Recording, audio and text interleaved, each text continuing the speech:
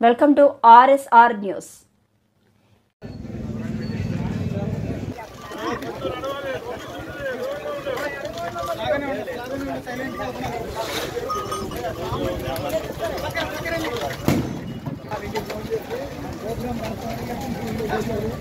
అలాగే చెయ్యి కాళ్ళు లగలేని వాళ్ళకి పూర్తిగా వికలాంగులతో ఉన్న వాళ్ళు మంచం మీదకే పరిమితమైన వాళ్ళకి 15,000 రూపాయలు ఇచ్చి అలాగే మహిళా రంగం వాళ్ళు ఎప్పుడు కూడా కూటమి ప్రభుత్వం వచ్చిన తర్వాత ఎప్పుడు కూడా తెలుగుదేశం పార్టీలో అవచ్చు జనసేన అవచ్చు మహిళలను గౌరవించుకోవడం ముందు ముఖ్యంగా నేర్చుకున్నారు.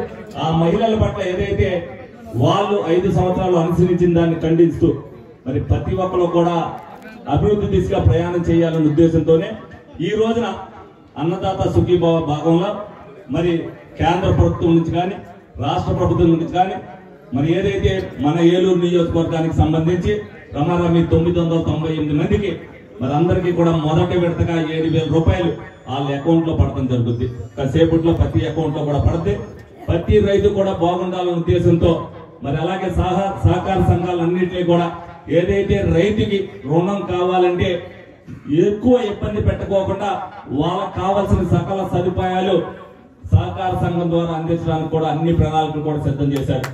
ఇప్పుడే వంశీ గారు అడిగారు, రైతు బస్తాలు అక్కడి నుంచి తెచ్చుకుంటే మనకి ఇబ్బంది అవుతుంది, చదువుల కూడా ఇబ్బంది చెప్పి అడుగుతున్నారు. డెఫినెట్ గా ఇక్కడ స్టాక్ పాయింట్ రావడానికి అన్ని అవకాశాలు ఉన్నాయి.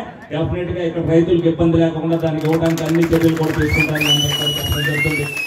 మొట్టమొదటిగా 7 విలీన గ్రామాల్లో అందరికంటే ఎక్కువ రైతులు ఉన్నది చొదుమెల్ల గ్రామం అనే ఉద్దేశంతో ఈ చొదుమెల్ల గ్రామంలోనే ఈ కార్యక్రమం నిర్వహించడం జరిగింది. మరి రాత్రే చెప్పా నేను పొద్దునకి ఇక్కడ ప్రోగ్రాం పెడతామని చెప్పి. మరి ఇంతటి ప్రోగ్రామ్ ఇంత ఘన సక్సెస్ చేసినందుకు మరి అందరికీ కూడా చొదుమెల్ల నాయకులందరికీ కూడా ప్రత్యేక ధన్యవాదాలు తెలుపుకుంటున్నాం. అలాగే కూటమి ప్రభుత్వం వచ్చిన తర్వాత తల్లికి వందనమవుతూ ఫస్ట్ ఏదైతే మాట ఇచ్చారో చెత్త పన్ను రద్దు చేసి ప్రతి ఒక్కళ్ళ మనసుల్లో కూడా చిరస్థాయిగా ఉండిపోయేటట్టుగా చెత్త పన్ను రద్దు చేయడం జరిగింది. అలాగే పెన్షన్ వచ్చేసరికి ఎవరైతే 4,000 మనం ఒక్కసారి ఇస్తా ఉన్నప్పుడు వాళ్ళు ఇవ్వలేరని చూస్తున్నారు.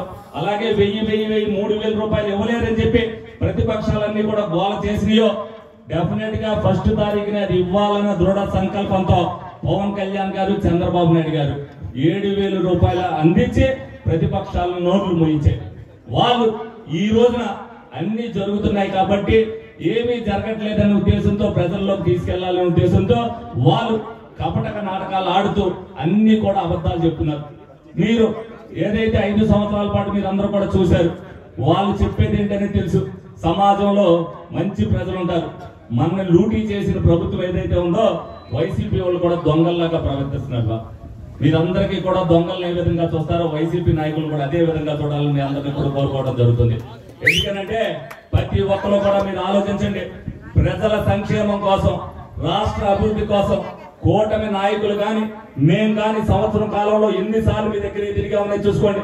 మొన్నటికి మొన్న ఫస్ట్ తొలి అడుగు కార్యక్రమంలో కూడా మా దారిని మేము తిరుగుతున్నాం.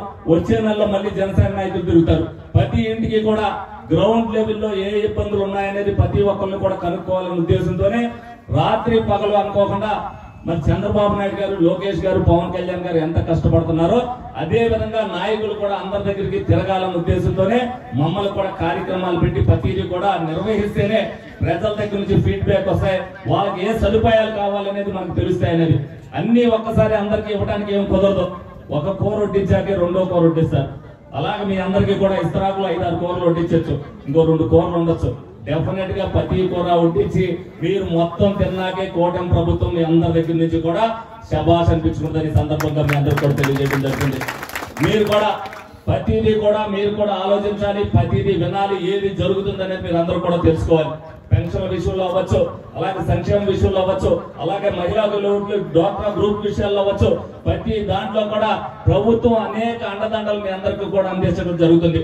మమ్మల్నే కాదు అహర్నిశలో మాకు కూడా ఎవరు ఏ కార్యక్రమానికి వెళ్ళారు, ఏ విధంగా తిరిగారు, ఫలానా గ్రామానికి వెళ్ళారా లేదా అనేది కూడా మా అందరి మీద కూడా అబ్జర్వేషన్ చేస్తానంటారు.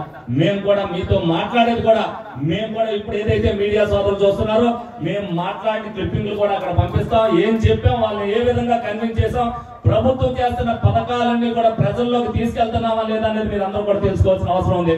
మా బాధ్యతే కాదు, ఇవాళ ప్రజల బాధ్యత కూడా ఉంది. రాష్ట్రాన్ని కాపాడుకోవాలంటే ఏదైతే ప్రభుత్వం చేస్తుందో, కామన్ మ్యాన్ ఎవరైతే ఉన్నారో ఈ ప్రభుత్వం చేస్తున్న మంచిదే, మాకు మంచి జరుగుతుంది అని చెప్పి ప్రజల్లోకి తీసుకెళ్లిన బాధ్యత మీరందరూ కూడా తీసుకోవాలని సందర్భంగా మీ అందరిని కూడా కోరుకోవడం జరుగుతుంది. తప్పనిసరిగా ఆ 5 సంవత్సరాల్లో వాళ్ళు ఏమి చేయలేకపోయి ఇప్పుడు వాళ్ళు ఏదైతే నోరు పారేసుకుంటూ మరి దౌర్జన్యాలకు తిరుగుతూ నాయకులు ఇళ్ల మీదకని వెళ్ళమని అంటున్నారో, మీరు దాన్ని కాపాడవలసిన బాధ్యత సామాన్య ప్రజలు తీసుకోవాలి. నాయకులుగా మేము రక్షణ తీసుకోవచ్చు, కానీ వాళ్ళు మాట్లాడే దాన్ని ఖండించవలసిన బాధ్యత ప్రజలకు కూడా ఉంది. మీకు ఏ ఇబ్బంది జరగదో. 2014 నుంచి 19 వరకు ఏదైతే సంక్షేమ పాలన కానీ అభివృద్ధి పాలన కానీ అందించారో 2019 తర్వాత 24 వరకు విధ్వంస పాలనతో పాటు ఎన్ని పెన్షన్లు కట్ చేశారు, ఎన్ని ఇల్లు క్యాన్సిల్ చేశారు, ఎంతమంది మీద దౌర్జన్యం చేశారు, ఎంతమంది ఆస్తుల్ని 2022 పెట్టారనేది మీ అందరికీ కూడా తెలుసు.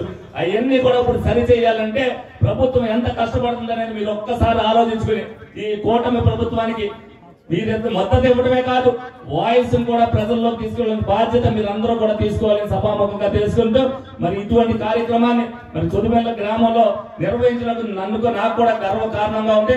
ఈ రోజు అన్నదాత ఎప్పుడు కూడా సుఖీభావ కింద ఉండాలనే ఉద్దేశంతో ఈ కార్యక్రమం నిర్వహించడానికి తెలియపరుస్తూ మీ అందరి దగ్గర సెలవు తీసుకుంటాం.